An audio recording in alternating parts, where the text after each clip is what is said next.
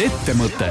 Tere kõigile Ettemõtte kuulajatele. Taavi Kotka, Hendrik Roonemaa on leidnud järjekordse külalise, keda 3 tundi küsitleda ja ma pean ütlema, et ma olen seda külalist proovinud meie saatesse päris tükk aega saada ja siis lõpuks uhkusega tuleb öelda, et ikkagi sihikindlus viib sihile ja Jaga kaasasutaja Aune Aunapuu meil stuudiost. Tere, Aune!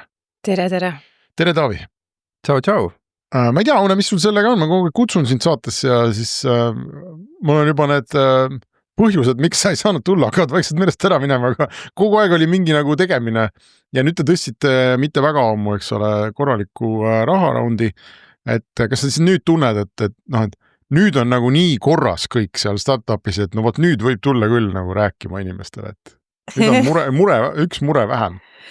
Jaa, eks ta nii on küll, et tegemist on kogu aeg, sellest on tulnud ka need eid, aga ma arvan, iga asutaja teab, et selline raha kaasamise periood on närvesööv, ta on pikaajaline, ei tea, kuna ta lõpeb, kuidas ta lõpeb, kas lõpeb või jäädki raha tõstma, et selles mõttes ma hoian sel perioodil fookust ja sellest ka need eid, aga ega nüüd puhata ei saa, nüüd on uued eesmärgid, uued plaanid, raha on vaja efektiivselt ja hästi ära kulutada, et...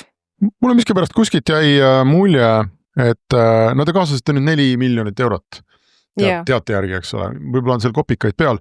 Mulle kuskilt miskipärast on selline mulje, et Jaga oli üsna selline tahetud investeerimisobjekt, et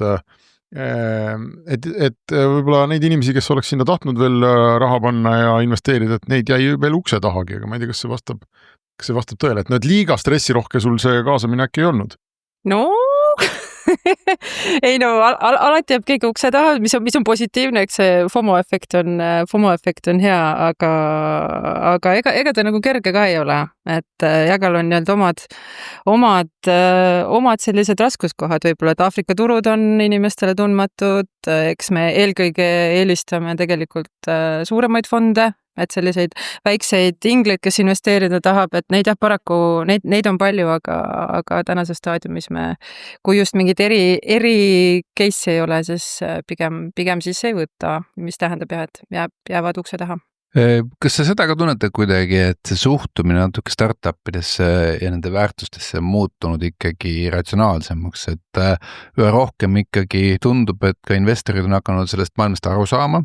Nad saavad aru, mis on risk ja et riski eest tulebki nagu rohkem välja käia ja nii edasi, või ühesõnaga saad väiksema osalusega. Aga teistpidi, et ikkagi neid võrreldakse üha rohkem päris maailma ettevõtetega ja päris maailmas on ikkagi niimoodi, et ma ei tea, sul võtta toimiva ettevõtte 5 korda kasum, 1,5 korda käive, mingid sellised klassikalised valemid on, millega arvutatakse ettevõtete väärtuseid näiteks, eks, et kas sa tunned, et ka siin on mingi küpsemine või muutus toimunud või on ikkagi jätkuvalt niimoodi, et sina kui startupi tegi ikkagi müüd seda helget tulevikku, et kui sa oled India turu ära võtnud ja kogu Aafrika ära võtnud, et siis vaadake, kui suur siis on.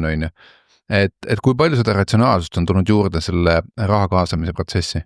Ettemõte. Roonemaa ja Kotka idupodcast.